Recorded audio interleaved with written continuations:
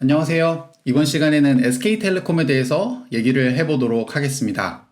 최근에 SK텔레콤 주가 및 매매 동향을 한번 살펴보겠습니다. SK텔레콤은 2018년 이후부터 2019년까지도 그렇게 매력 있는 주식은 아니었습니다. 왜냐하면 차트에서 보시면 아시겠지만 2019년 이후로 계속 흘러내리는 차트 모습을 보여줬기 때문입니다. 하지만 최근 들어서 코로나 이슈 터지고 나서 이렇게 반등하는 모습을 보여주고 있는데요. 특히 이 기간 동안 최근에 SK텔레콤의 주가를 끌어올리는 매수 동향, 매수 주체를 살펴보면요. 2018년 8월 18일부터 9월 1일까지 2주간의 매매 동향을 한번 살펴보면 개인 투자자가 한 7만 5천 주 정도 매수를 했고요. 외국인이 85만 주 가까이 강한 매수를 했습니다. 반대로 기관은 93만 주를 매도를 했습니다. 그래서 제가 이번 영상에서 드리고 싶은 말씀은 최근에 왜 SK텔레콤을 외국인이 강하게 매수를 했는지에 대한 이유를 말씀드리고요. 거기에 더 나아가서 2019년 1월부터 2019년 12월까지 2019년 한 해 동안 왜 SK텔레콤 주가가 계속 하락할 수밖에 없었는지 이 두 가지 내용을 말씀드리려고 하니까요. 궁금하신 분은 이 영상 끝까지 시청해 주시면 대단히 감사하겠습니다. 자, 그럼 지금부터 시작하겠습니다.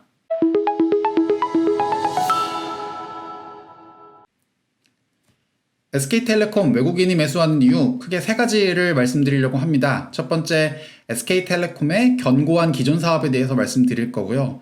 그리고 최근에 부각되고 있는 주주 친화 정책에 대한 말씀을 드리도록 하겠습니다. 그리고 마지막으로 그 두 가지를 바탕으로 최근에 외국인이 왜 강하게 매수를 하고 있는지, 그리고 왜 저는 SK텔레콤이 저평가되고 있다고 생각하는지에 대해서 말씀드리려고 합니다.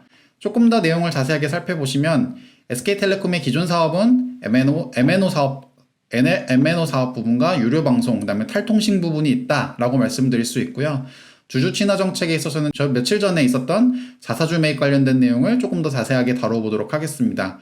그리고 왜 제가 SK텔레콤이 현재 저평가되고 있다고 생각하는지에 대한 구체적인 이유, 그리고 그 이유가 바로 외국인이 최근에 강하게 매수하고 있는 이유가 될 거라고 보고 있고요. 그리고 더 나아가서 현재 애널리스트들이 보고 있는 SK텔레콤 목표 주가까지도 알아보도록 하겠습니다.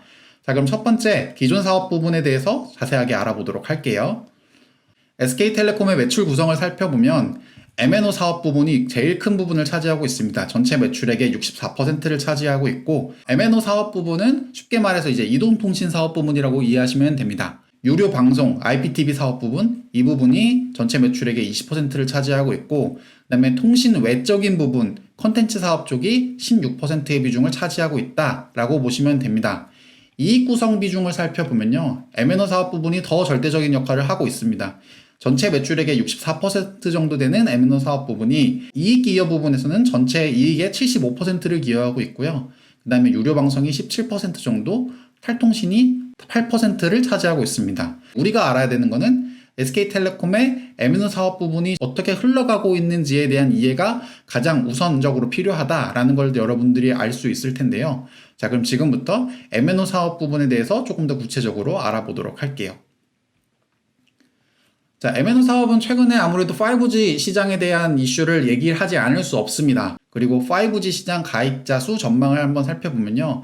어쨌든 조금 더디지만 우상향하고 있는 모습을 보여주고 있습니다. 최근에 이제 코비드라든지 언택트라든지 이런 이슈가 부각되면서 5G 가입자 수는 어쨌든 점점 늘고 있는 상황인데요. 다른 영상 중에 하나 이제 KMW 소개 영상을 좀 보시면 5G 시장의 가입자 수가 생각만큼 빠르지 않다라는 말씀을 드렸을 겁니다. 지금 제가 우측에 보이는 이 KMW 추천했던 영상을 한번 보시면 5G가 왜 그동안 좀 저평가받았는지에 대한 설명을 좀 해놨었는데요. 제가 이 차트에서 주목해 볼 점은 어쨌든 속도는 더디지만 5G 시장 가입자 수는 꾸준하게 우상승하고 있다는 점이 굉장히 중요하다라는 것들을 말씀드리고요.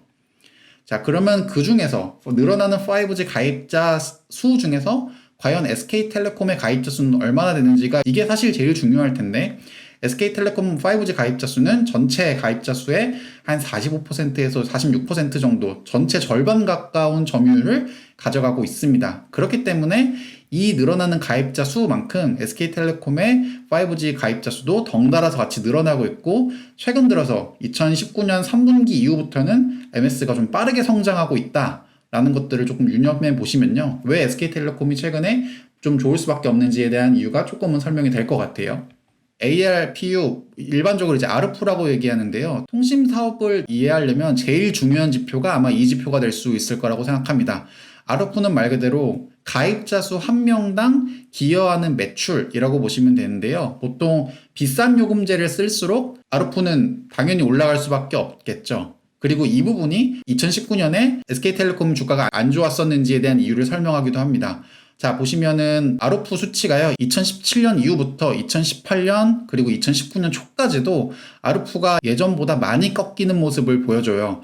그렇기 때문에 수익성도 악화되고 그러다 보니까 SK텔레콤이 전체적으로 저평가받을 수밖에 없었다라는 걸 의미하고요. 이것뿐만 아니라 한 가지 더 예를 들면 5G 시장이 본격적으로 열리면서 장비주 같은 경우에는 직접적인 매출을 기여할 수 있지만 아무래도 통신사 같은 경우에는 대규모의 투자가 필요하기 때문에 그 부분에서 뭐 약간의 우려가 있을 수밖에 없었다라는 것들을 말씀드릴 수 있을 것 같아요. 그래서 어쨌든 핵심은 ARPU는 계속 이제 하향하고 있었는데 최근 들어서 다시 5G 가입자 수 증가와 함께 어쨌든 무선 ARPU도 많이 회복되지 않을까에 대한 기대감을 갖고 있다. 그리고 이 부분이 조금 긍정적인 영향이다 라고 전망할 수 있을 것 같고요. 그 결과 이동전화 수익 전망치를 보면 어쨌든 한창 안 좋았었던 2019년에 비해서는 점점 올라가는 모습을 그릴 거라고 현재 이베스트 투자증권에서는 전망을 하고 있습니다.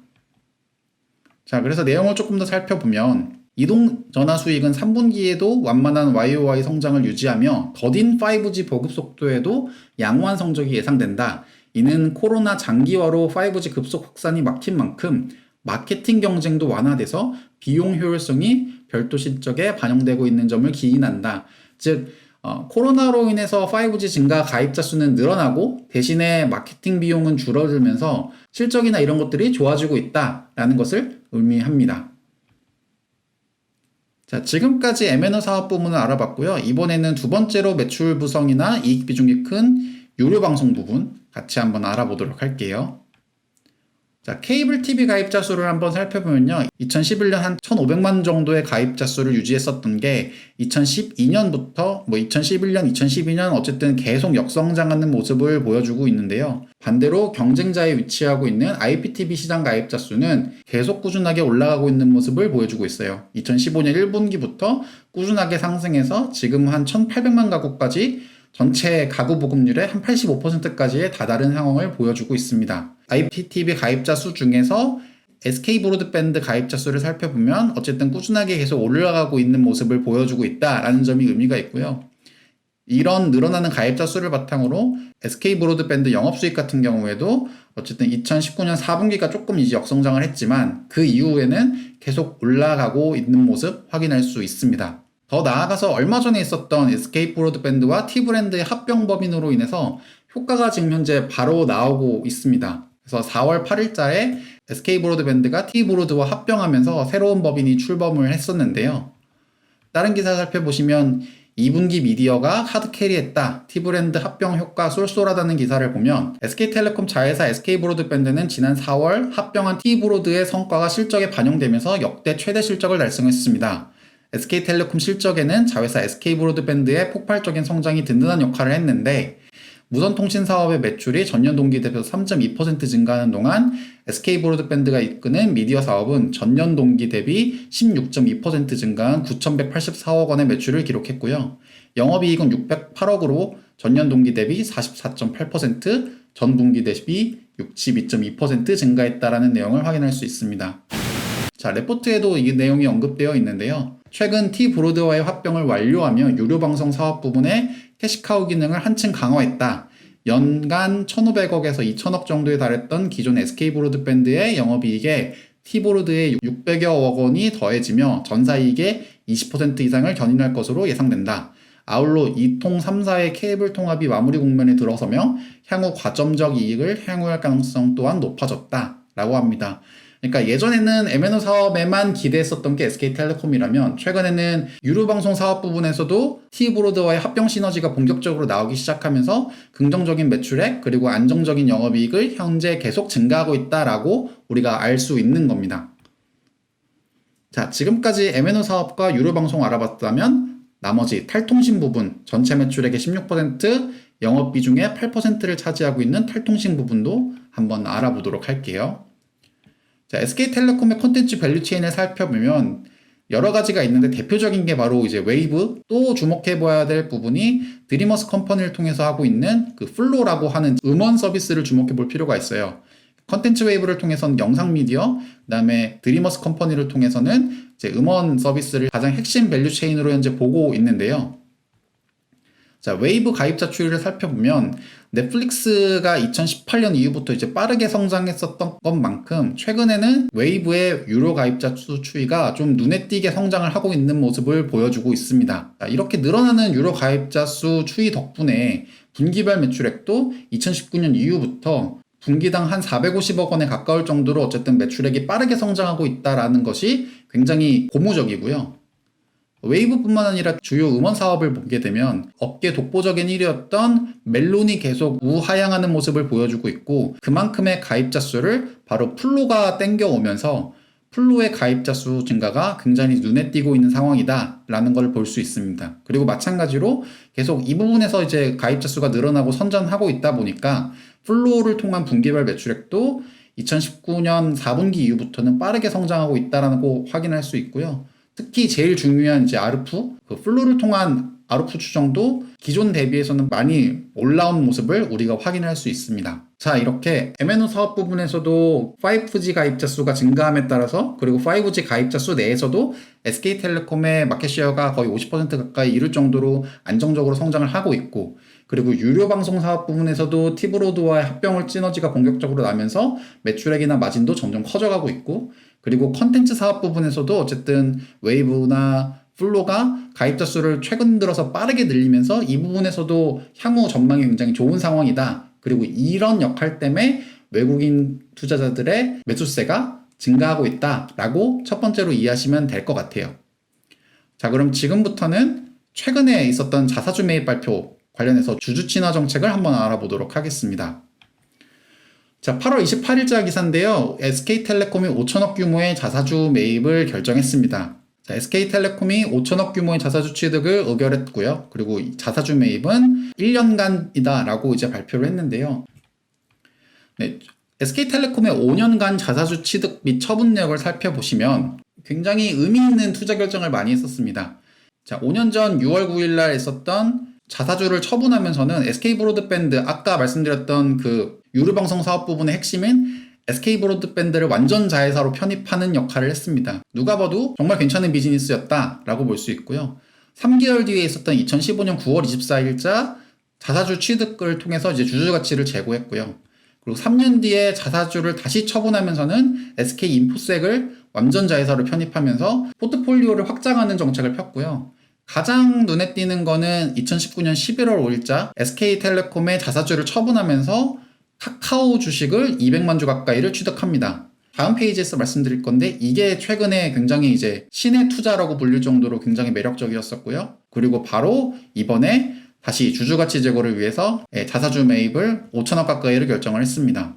최근에 SK텔레콤이 주주가치 제고를 위해서 자사주 취득도 많이 하고 또 처분하는 과정도 단순히 자금을 유통하기 위함이라기보다는 어쨌든 포트폴리오를 다변화하고 주주가치 제고라는 측면에서 자사주를 처분했기 때문에 이 부분에서도 굉장히 SK텔레콤이 잘 해오고 있다라는 것들을 우리가 좀 알 수 있고요. 주주들에게 충분히 믿음을 줄 수 있다라고 저는 판단을 하고 있습니다. 자, 레포트 하나 살펴보시면 가장 최근 자사주 처분 및 활용 케이스인 카카오는 더욱 드라마틱한 결과를 자아내고 있다. 작년 11월 자사주 처분과 스왑한 카카오 주식에 대한 매입 금액은 주당 13만 8천 원, 총 매입액이 3천억이었는데요. 카카오의 최근 전일 종가가 40만 원이 넘었죠. 그래서 수익률이 무려 194%에 달한다. 그러니까 굉장히 잘한 투자라고 우리가 확인할 수 있습니다. 자, 그리고 더 나아가서 근본 자사주 매입을 통해서 자사주 보유 비율은 이제 다시 12%에 근접하게 됐는데요.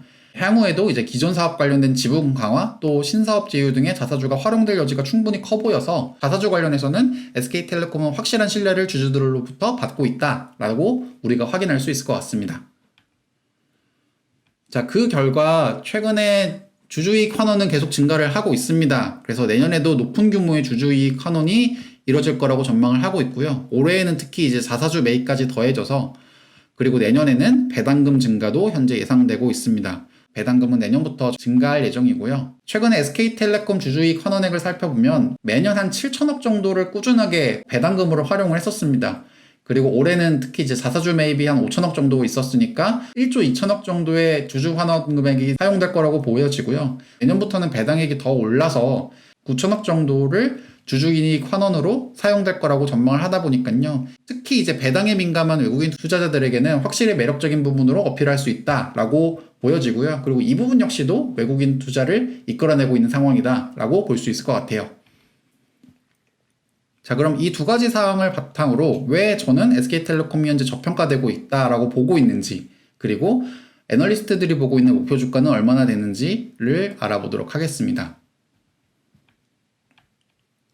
자, SK텔레콤의 주가와 시가총액을 살펴보면 제가 지금 이 영상을 촬영하는 기준으로 SK텔레콤의 주가는 24만 2천 원이고요. 시가총액이 약 한 20조 정도 볼 수 있을 것 같은데요.